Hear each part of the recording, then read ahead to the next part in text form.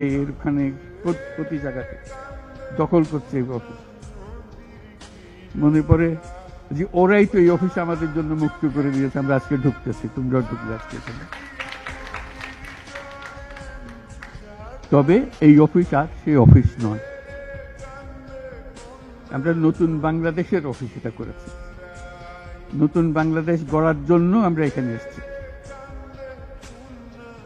সেটা যেন সবাই মিলে আমরা করতে পারি। দেয়ালের যে লেখাগুলো যখনই দেখি অবাক লাগে, এত কথা কিভাবে এদের মনে আসলো। এদের পেছনে তো কোনো কবি নাই, কোনো সাহিত্যিক নাই, কোনো পণ্ডিত নাই যে কথাগুলো জোগাড় করে করে দেবে, কিন্তু সারা শহর ছড়িয়ে আছে, অন্যান্য শহরেও আছে। প্রতিটি কথা অত্যন্ত মূল্যবান, ছোট্ট কথা, ছোট্ট ছবি, অত্যন্ত মূল্যবান।